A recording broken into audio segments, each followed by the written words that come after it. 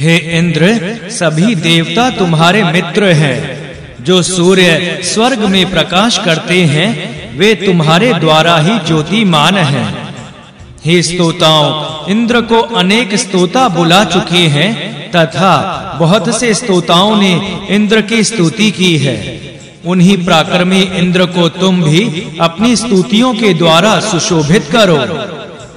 जो इंद्र अपनी महिमा से आकाश, पृथ्वी, जल, पर्वतों, वज्र, बल तथा स्वर्ग को धारण करते हैं, तुम उन्हीं इंद्र का पूजन करो।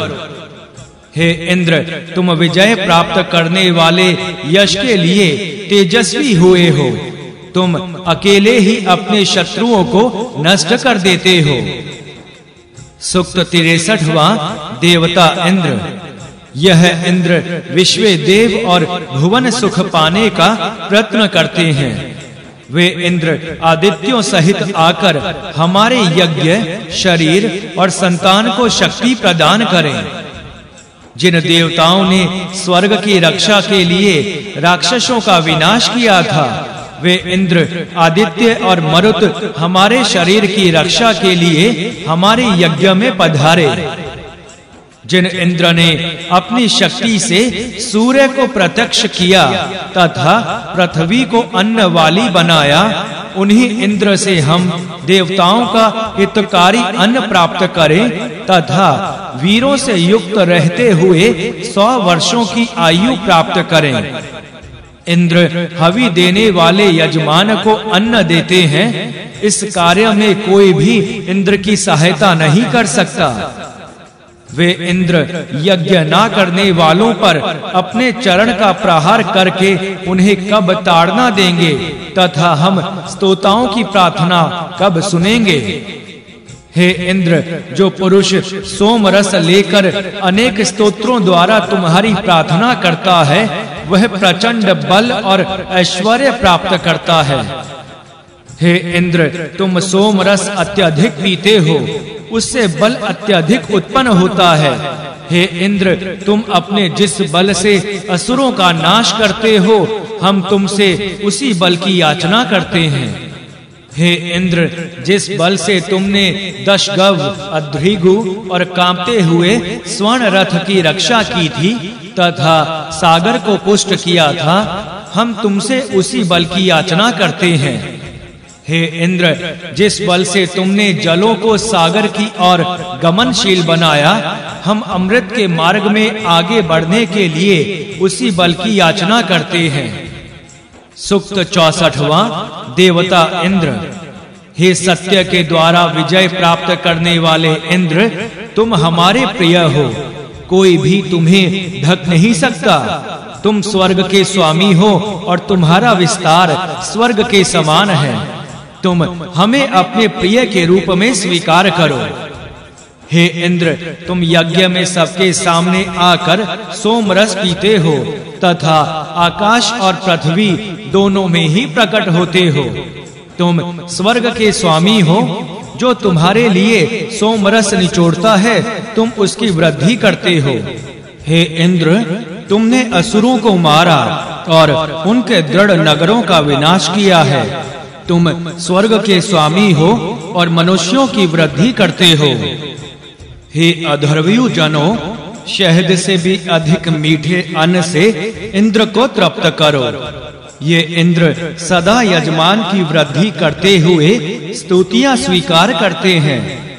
हे हरे रंग के अथवा हरि नाम वाले घोड़ों पर सवार होने वाले इंद्र, तुम्हारे पूर्व कर्म के बलों और कल्याण की कोई समानता नहीं कर सकता। अन्न की कामना वाले हम अन्न के स्वामी इंद्र को अपने यज्ञ में बुलाते हैं। जिन यज्ञों का अनुष्ठान विधि पूर्वक किया जाता है, उनसे इंद्र की सदा वृद्धि होती है। सूक्त 65वां देवता इंद्र। हम स्तुति के योग्य एवं अपने सखा के समान इंद्र से इधर आने के लिए स्तुति करते हैं। ये इंद्र सभी कर्मों के फल प्रदान करते हैं।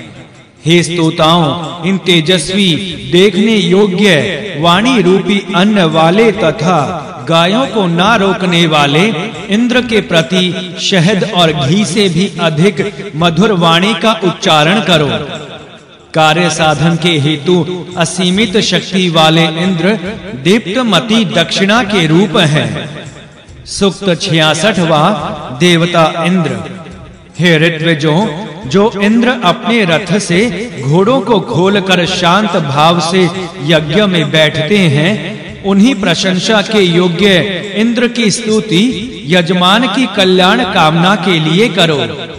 जो इंद्र सदा नवीन, महान और मेधावी हैं, हे यजमान, तुम उन्हीं इंद्र की पूजा करो। हे वज्रधारी इंद्र, जिस प्रकार आदित्य अपने सहयोगियों को जानते हैं, उसी प्रकार तुम भी संतप्त करने वाले और शक्तिशाली असुरों को जानते हो। सूक्त 67वां देवता इंद्र। सोम रस निचोड़ने वाला यजमान अपने शत्रुओं के साथ साथ देवताओं के शत्रुओं का भी पराभव करता है। वह बहुत से घरों को प्राप्त करता है तथा विविध पदार्थों के दान की इच्छा करता है।